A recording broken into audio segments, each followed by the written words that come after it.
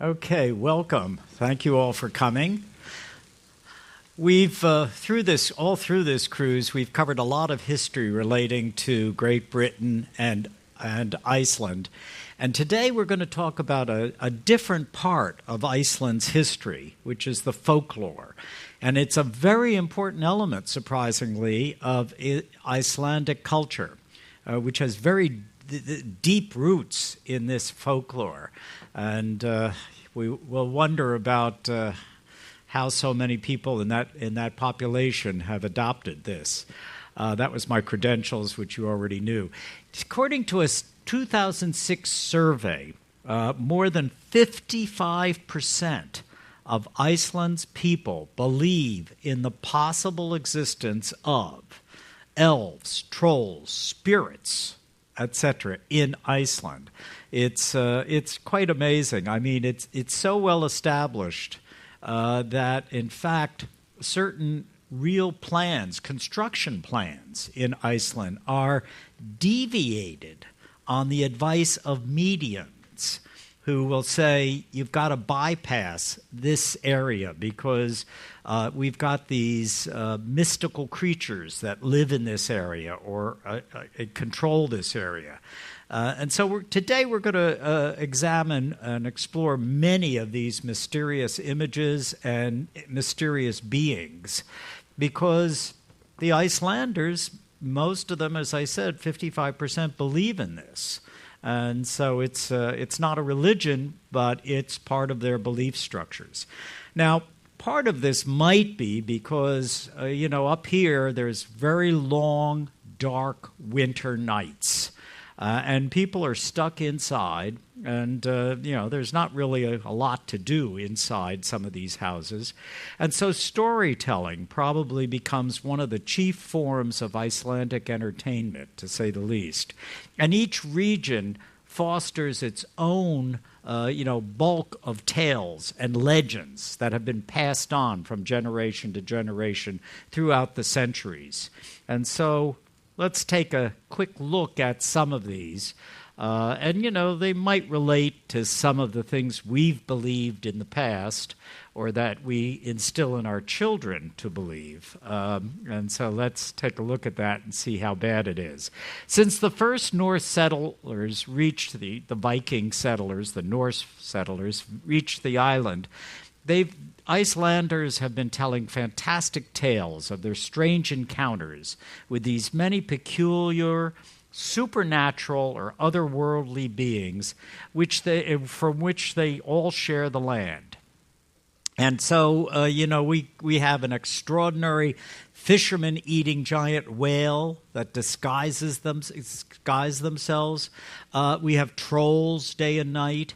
And so the folklore is riddled with countless tales of these fantastic spirits that reflect the unique nature of the landscape in which they reside. And if you were out in the fog in our first stop in Iceland, you might understand how mysterious it looks and how it feels sometimes, because it's a very unusual setting, to say the least. Now, elves appear, and they appear in Northern Europe too, not just here, but they're in Northern European and Germanic mythology, where they are generally described as being either beautiful and subtle, eternal beings which are in possession of great powers. The Icelandic elves, however, are their own sort of species. Excuse me. They're commonly referred to as the hidden people, because the elves of Iceland live in enchanted rocks and cliffs where they lead lives that are very similar to those led by humans, but they're private lives. They actually supposedly keep livestock, they cut hay, they row fishing boats, they pick berries, and supposedly they go to church on Sunday. Now, despite these resemblances, or probably precisely because of them, the hidden people prefer to be left alone, and that they usually remain invisible excuse me, only allowing themselves to be seen in particular situations and on specific times, like New Year's Eve or Midsummer's Night. So as a result, they're very protective. These hidden people are supposedly very protective of their homes, and they cause great harm to anyone who disturbs them. In fact, countless episodes reflect the fiercely territorial nature of these elfin people, and it's been thoroughly documented. And so let's take a look at some things. Excuse me. The most, the people had to change building projects because of the possible damage to the hidden people's lifestyle or their homes, where they have made their homes. The most recent incident, and this is a real incident, occurred in 2015 when a new road was to lead through an enchanted spot in one of Iceland's lava fields. And that's the field that you see here. After many failed attempts, heavy machinery continually had broken down. Excuse me, for no apparent reason. And numerous workers had suffered freak accidents. And the construction company was then forced to move the road so that it would bypass this elfin community completely. Very unique. I don't think we've heard much of this in the States or elsewhere in the Western world, that people have moved because they think there were hidden people protecting their land. But anyway, whether you are in Iceland, whether you're in a populated city, or in the part of an unusual, mystical, natural area, you'll probably see some of these, which are a-holes, alf-holes. Sorry, it's hard to pronounce some of these. Yeah, don't get it right. Very sorry about that. Alf-holes. These are small wooden houses that people build for the elves, and they believe they live in them.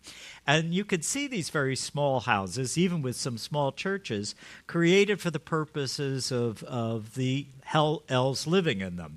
Now, how many of you have already seen these little houses on some of your excursions? Yeah, it's amazing. They do believe in these things. Now, it's these are very tiny. They only come up to your knees. They're very small. But there are a lot of these that are being built for the elves, surprisingly enough. And I was quite surprised when we drove in the bus to one of our excursions, and we actually saw a house that had these all around the house. And then another house had all the little gnomes, the statues of the gnomes out, too. Anyway, these things are no taller than our legs, and they are there. Look for them. And you actually should take photos of them to show other people, because no one's going to believe you if you don't have these pictures to show them. Now let's see. So that's the elves. Let's take a look at trolls. They are usually described as big, stupid, and greedy. Sometimes they're kind and wise, but the trolls of the day really do occupy an immense portion of Icelandic folklore. Like elves, they become enraged when somebody does something to them that harms them, but one can also expect to be richly rewarded when you help a troll in need. So they say that these trolls are said to be especially capable of magical feats, and they are known to cast terrible spells and enchantments. But due to their low intelligence, supposedly, humans can usually free themselves of those enchantments or spells quite easily. But let's take a look at the trolls. They live in rocky mountains, deep in the uninhabitable Icelandic highlands.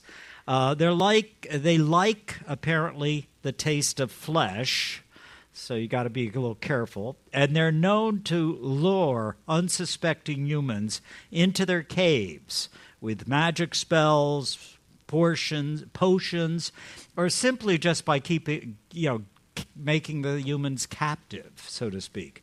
And since the trolls are known to eat and steal, misbehaving children, troll stories serve the purpose for the parents of making unruly children try to behave. You'll notice that a lot of this is useful for misbehaving children, to say the least. And so the Icelanders must have the same problems we do at home, let me tell you. Anyway, most trolls can only travel by night and will turn to stone as soon as they are hit by sunlight. And so many magnificent Icelandic rock formations are said to be petrified remnants of trolls who suffered the harsh fate of the sun. And that's why we have some unusual formations which derive their names directly from some accounts like that. For example, there's a mountain peak here in West Iceland that was named Troll Woman's Peak. And then there's a North Iceland mountain pass called the Troll Pass. And just outside the small town of Vik in Iceland, there are these strange basalt columns, which are said to be, they're in the sea, they are said to be frozen trolls who have been frozen by the sun when it hit them. So Icelanders, do believe in this, and it's quite fun. Now, let's talk about some others. Now we're talking about Yule lads. They mark the start of the Christmas season in Iceland. These are 13 brothers who are direct descendants of trolls, and they live in dark caves in the mountains along with their, ogre mother and father, plus a child-devouring Yule cat. Originally, the Yule lads were criminal pranksters who took turns sneaking into rural communities where they stole, pestered, and plundered. And each one of these Yule lads has a descriptive name that reflects his favorite form of mischief. So we have people like the door slammer, who will like to slam doors during the dark of the night. We have the sausage swiper, which is he would hide in the rafters where he would snatch smoked sausages from you. And the candle stealer, who stole candles, which in those days were made of an edible tallow. So fascinating, really fascinating. And today, though, the Yule lads have tried to turn, if you wish, a new leaf and have taken the traditional role of Santa Claus. So each of the 13 nights before Christmas Eve, one of the 13 Yule lads leaves either treats or rotten potatoes in the shoes placed by children in the windows. And sweets or rotten potatoes based on the behavior of the child throughout the year. Now, does that sound similar to what you were raised with when your parents said if you don't obey, you're going to get coal in your stocking instead of some kind of gifts, etc.? So it's sort of similar, really strong beliefs, but it apparently works very effectively with children because they get scared to death of these troll types, the Yule lads, so to speak. Anyway, their mother of these Yule lads, the mother, Grilda, has not been willing to go through the transition of doing something peaceful and nice for Christmas. She still has a habit of stealing and eating disobedient students or children. So that's maybe very effective with the parents. They can say, if you don't behave, this is what's going to happen to you. A little frightening, to say the least. They also have a pet Yule cat that comes out of these troll position. And this giant cat is supposed to feed on children who do not get good new clothes for Christmas. So, why these unfortunate children are targeted is another Icelandic mystery, and maybe it's just to punish the stingy parents who didn't give them new clothes. I mean, who knows? But it's a real part of the history, and the children are raised believing it for sure. Now, the name of these famous rock formations is translated as Dark Castle. They're located in the north-central Iceland, and they consist of a chaotic arrangement of, lava cones, chimneys, holes, etc. And in some of these interior lava chambers, it is impossible to fit anything more than one person. The shape is similar to ancient runes, explaining why it was named a dark castle. Now, the imagination, though, for the Icelanders doesn't stop there. Indeed, Nordic legend describes these dark chambers as a gateway to hell.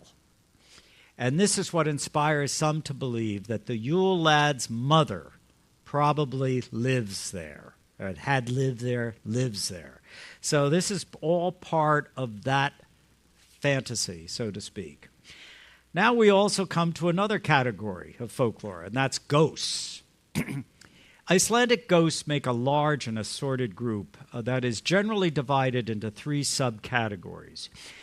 People that have returned from the dead on their own, zombies who are awakened with magical spells, and extremely malevolent followers that haunt a particular person or specific families.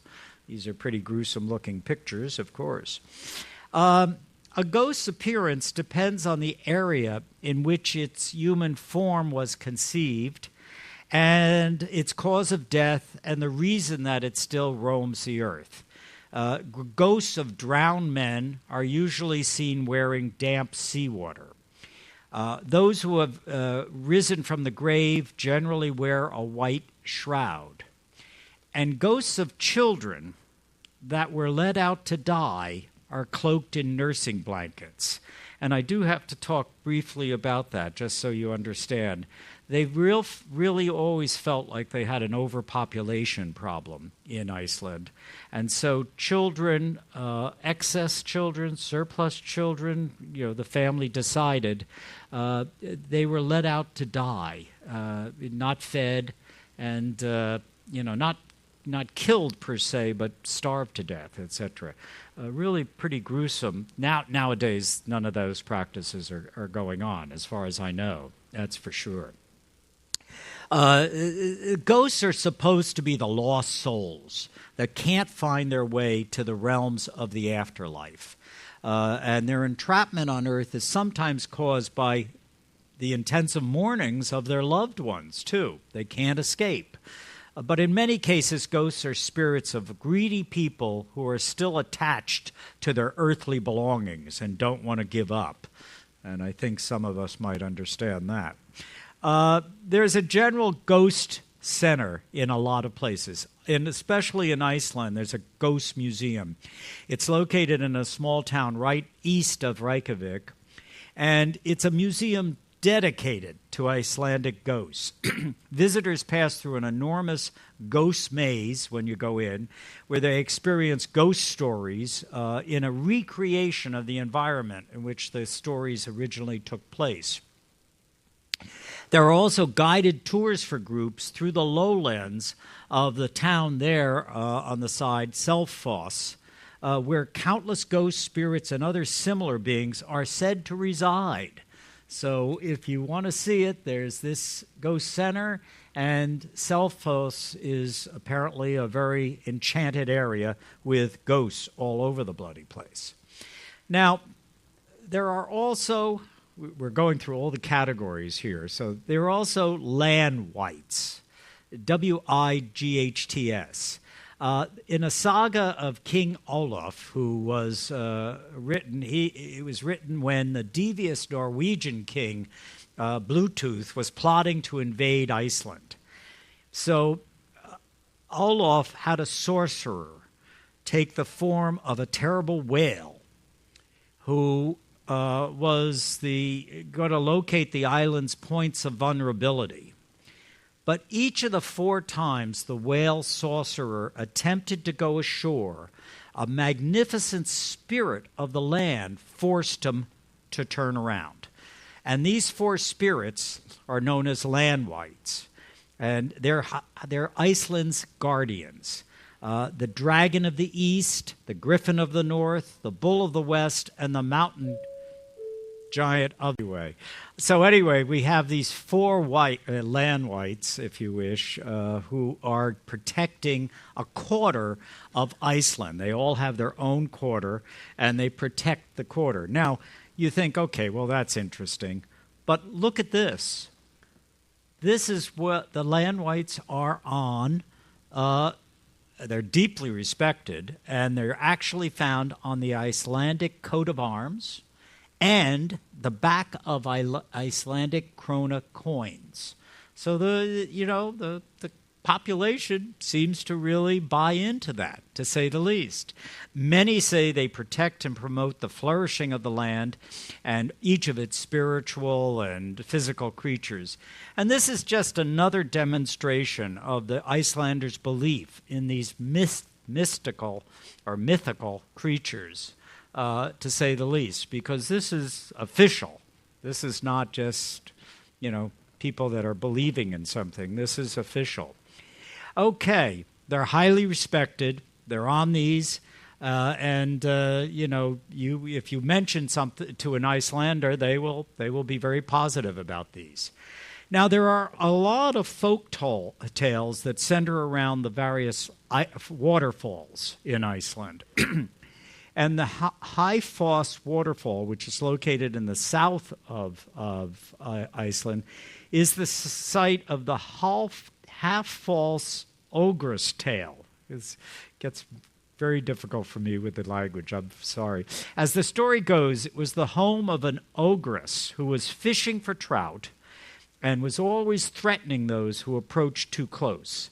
And a group of travelers was camping near the river when one of the group's teenagers threw a stone into it. This was seen by the ogress, and she was offended by this act on what she considered to be her property.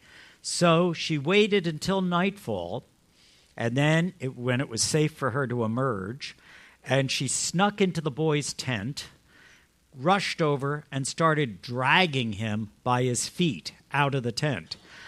Luckily, the boy's friends woke up, grabbed his arms, and they started a bitter tug of war between the two to save his life. The boy survived, but was terribly injured by this pulling and shoving. And it should be noted, however, that the ogress and ogresses were less widespread in Iceland than trolls, but they're there. But I would tell you that don't worry if you want to go camping. I think you'll be safe. I think you'll be okay. So anyway, that's another one. The waterfalls are significant, to say the least. And there's this major legend of Gullfoss. Gullfoss and the Gold Chest. Gullfoss is a very impressive site located near Reykjavik. It's a wonderful set of waterfalls. It's part of what's called the Golden Circle Tour. If you're staying in Reykjavik and do that tour, you'll be very impressed. At the beginning of the last century, Gullfoss belonged to a very wealthy farmer, and an English businessman wanted to buy it because he wanted to buy the land and use the falls, the waterfall, for generating hydroelectric energy. The farmer declined the offer, saying, "I will not sell my friend." He didn't say land, he said my friend. And by the way, we ought to take a second or two to just talk about what Gullfoss means. It means golden falls in Icelandic language. Gull, G-U-L-L, is gold. Foss, F-O-S-S, is waterfall. And 3 reasons could have given it this name. Some assume the name is linked to the reflection of the sun on the frozen water in winter, creating superb reflections. Others assume it's related to rainbows that decorate the sky of the waterfall in sunny weather. But the famous story, or the favorite story, I would guess, of the fall's naming is that the wealthy farmer did not want to sell his land, like we mentioned. He also did not want to give his fortune to anyone, so he decided to throw all his gold into the waterfall before his death. So apparently that treasure, if this was a true story, that treasure was still at the bottom of these water, and that's the name Gold Falls or Gullfoss. And so, if you're brave enough, you want to go searching for it, you could do some diving and see if you can find it. Anyway, we mentioned the another waterfall, which is Godafoss, which some of us saw today because it's in Akureyri. When the leader of the Icelandic Vikings decided his people should convert from pagan worship to Christianity, he ceremoniously threw his prized pagan god statue into these falls, the Godafoss, to symbolize the move to a new religion, and hence the name God Falls or Godafoss, which is the name of the one we saw today outside Akureyri. Now we go to a bunch of other interesting stories in this time frame. Lagarfjall is a 25-kilometer-long lake in eastern Iceland. Technically, it's really not a lake. It's actually a river flowing, as you can see, from a glacier to the ocean. And that's the green arrow indicating. It's really from a glacier to the ocean. And the area is quite isolated. The atmosphere around the lake is mysterious. And so, of course, legends have arisen about it. And here's the main legend. These waters are said to contain a serpentine cousin of the Loch Ness Monster from Scotland. The name of this beast, the Lagerflot, means worm, in a sense, the Lagerflot worm. People who live in the east of the country can tell you that many of the monsters inhabit there in dark winters. And the creature has supposedly been filmed more than once by locals. And what it does show is a strange moving form in the water. And you can see that on the slide on the right. And that supposedly is the worm going through the water, to say the least. The legend of that monster is a little complicated. It says that a young girl was given a gold ring by her mother. And the daughter asked, how could she make the most of that ring? And the mother said, well, according to myth, if you placed a worm on the ring, the gold would grow. So the young girl locked a worm in a chest with the ring, hoping that this way she would get more gold. Well, she didn't get more gold. She got more worm instead. The worm grew bigger and bigger, and when the girl realized it, she became so scared that she took the chest with the worm and the gold ring and threw it in the water. She threw it in the lake. And since then, that's why we have this beast that looks like a large sea snake. Rumors about its existence have been going on for years and supposedly, apparently making occasional appearances on video on the internet. So there's another story. Iceland is phenomenally mysterious in some ways.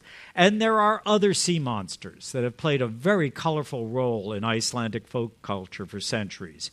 And there are all other written accounts can be found about them throughout the country. Let's take a look at just a couple of them. One is the shore laddies, or beach walkers.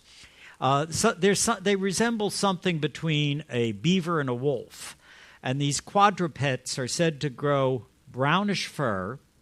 Their bodies have barnacles and muscles spotted on top of it. They're herbaceous, But there is some stories that they claim these monsters have sometimes fed on sheep, or more worrying, pregnant women. So that's a monster that they think is in the water. Then we have the mermen. Now this is the handsome characters that we see in films like The Aquaman or The Little Mermaid. Okay? That's not what the mermen are for Iceland.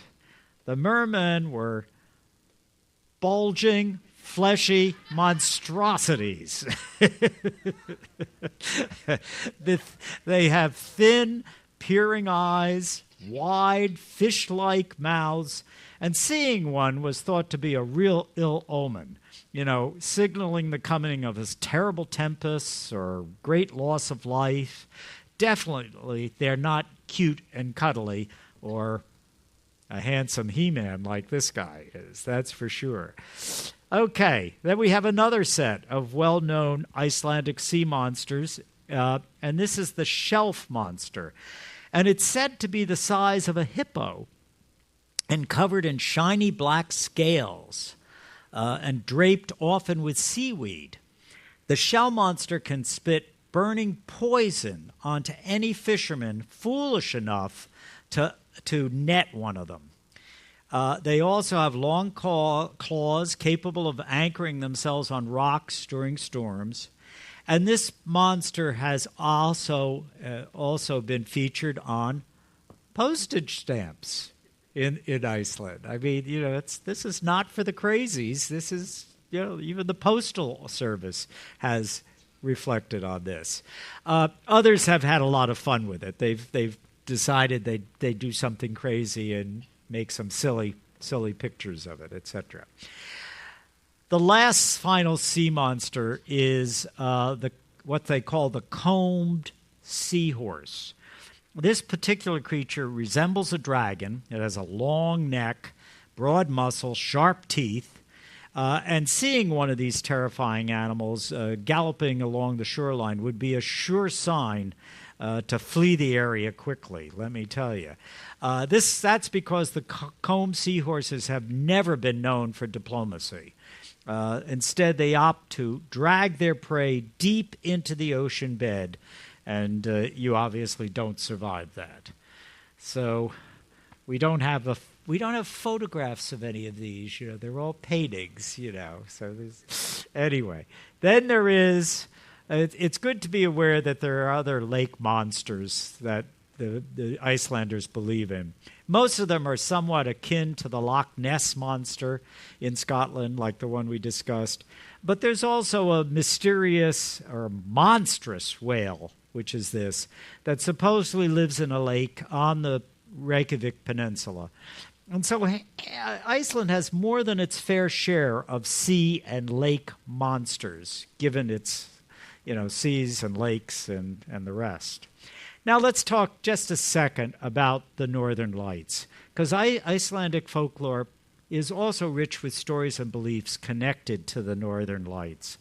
These vibrant displays of light have captivated the imagination of Icelanders for centuries, and various myths and legends have grown up about them, and they've passed down from generation to generation to explain their existence.